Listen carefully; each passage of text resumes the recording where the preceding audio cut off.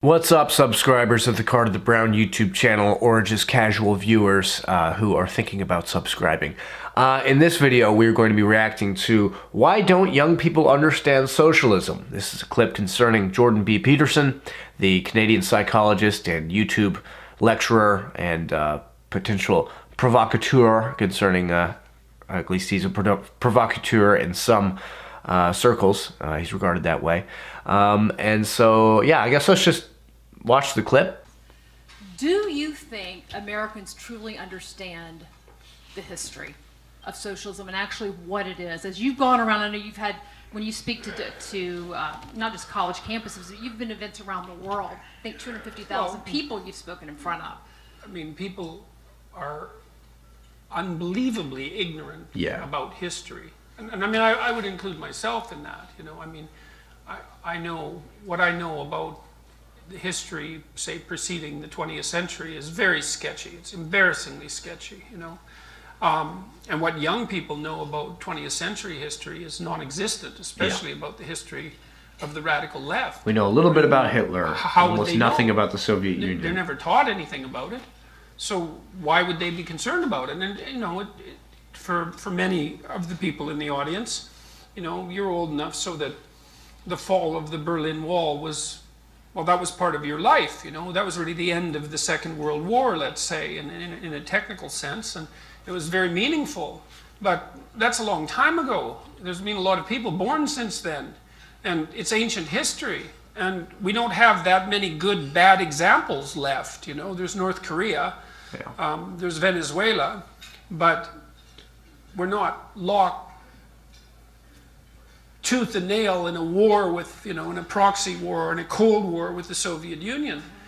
And it's easy to understand why people are emotionally drawn to the ideals of socialism, let's say, or of the left. Sounds great, kills millions. It draws its fundamental motivational source from a kind of primary compassion.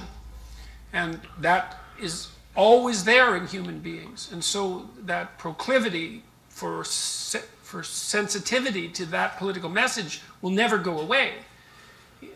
And so, and it's important to understand that. You have to give the devil his due, unfortunately.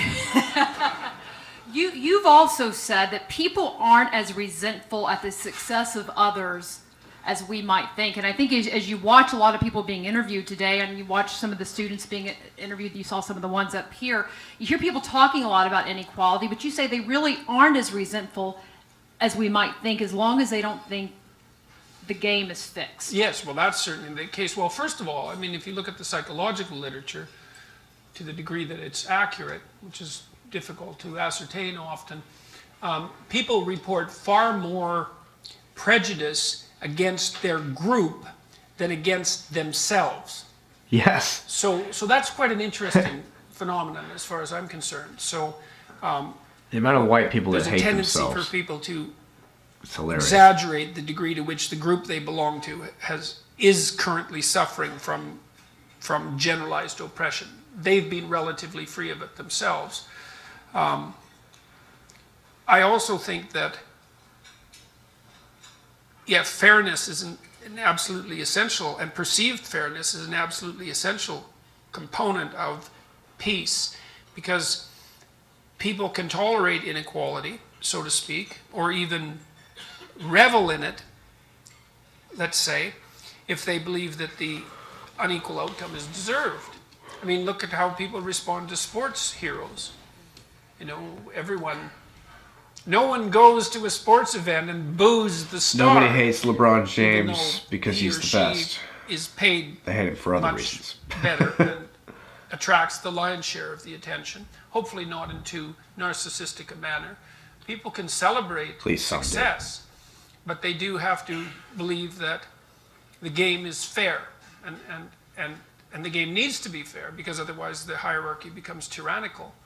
The problem with the radical left is that it assumes that all hierarchies are tyrannical, and it makes no distinction between them, and that's an absolute catastrophe, because, you know, there's plenty of sins, let's say, on the conscience of the West as a civilization, but you can't throw the baby out with the bathwater. And there are far worse places, like all the other places, for example, that there have ever been.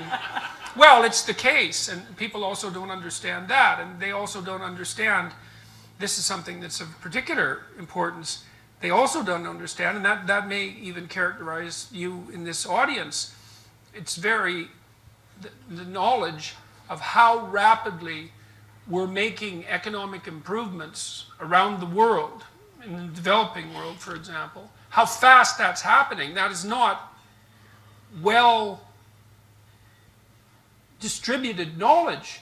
You know, that between the year 2000 and the year 2012, the rate of absolute poverty in the world fell by 50%. Wow. Now, it's a UN figure, $1.90 a day, that was their cutoff for absolute poverty. And so the cynics have said, well, you know, that's a pretty low barrier. It's not such an achievement to have attained that. But I can tell you it's an achievement to have attained that if you were living on less than $1.90 a day to begin with.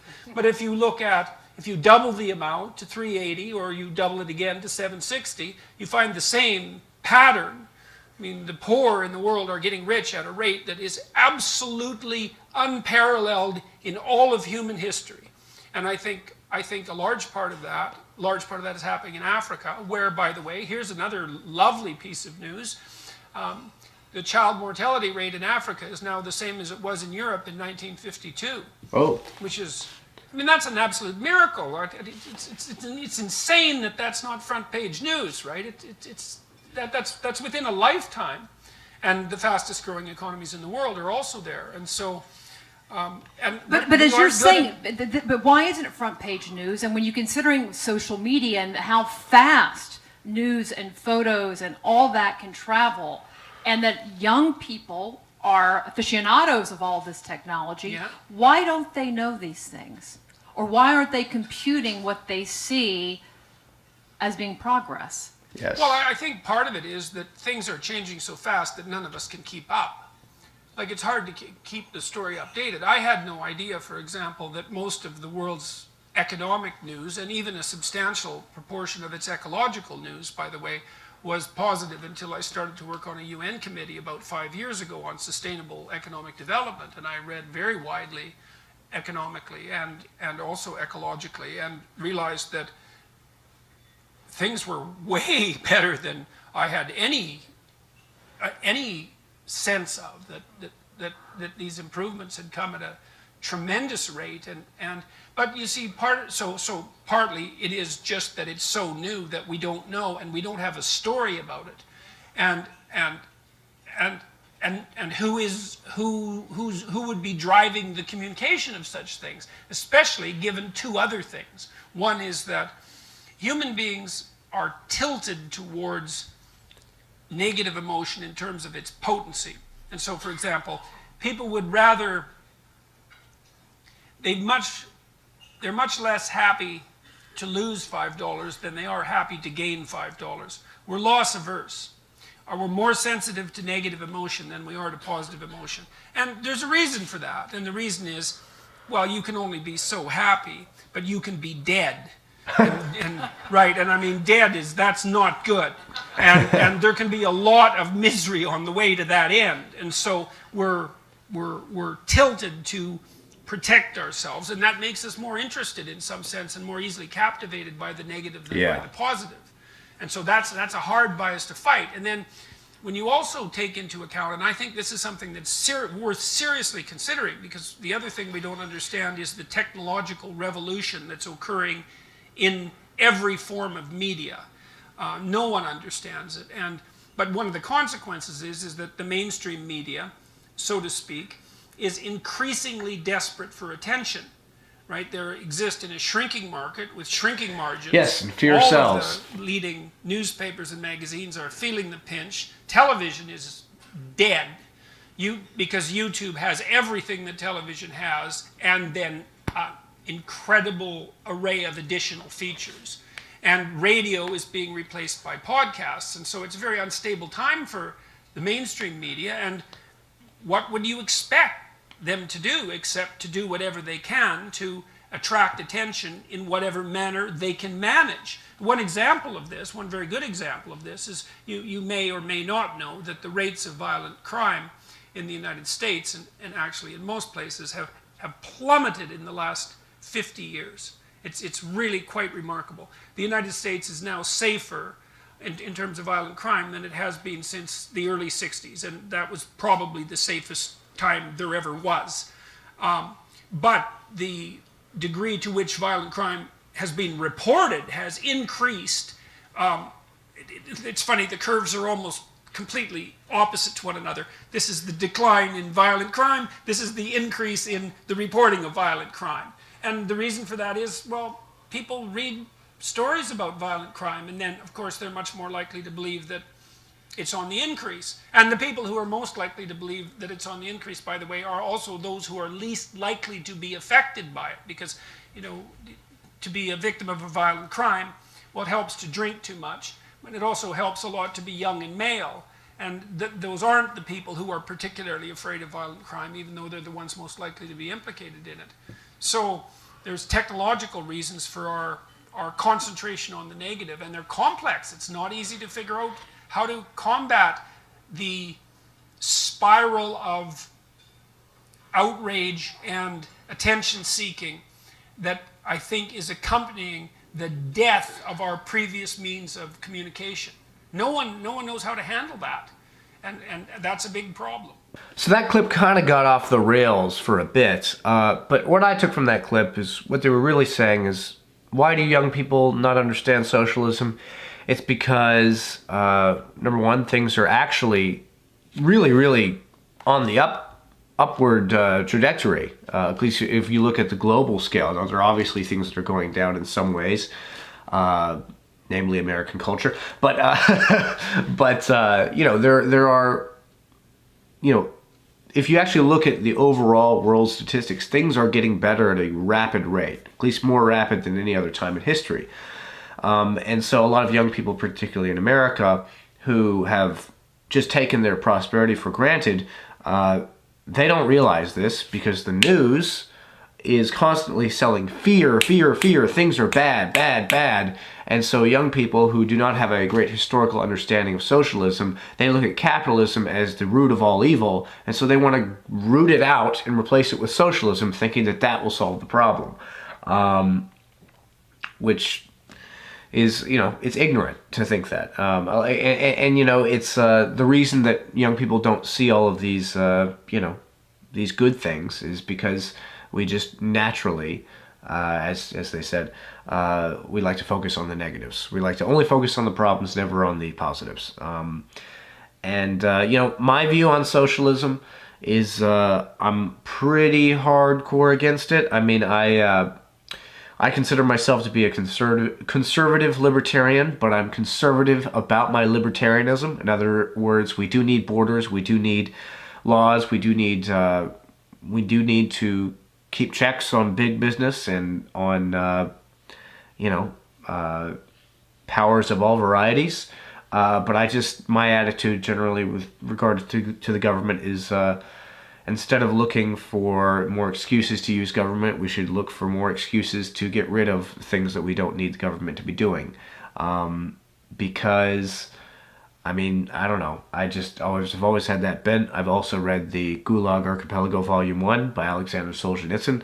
I read about the Soviet Union, where there was total government control, and it was horrible. And, you know, the redistribution of wealth idea from socialism and communism didn't pan out so well there, and it has not really panned out well anywhere.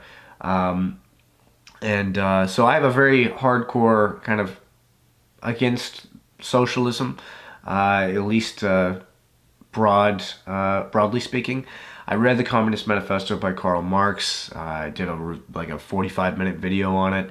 Marx had a lot of worthwhile critiques of capitalism, but his solutions I thought were insane.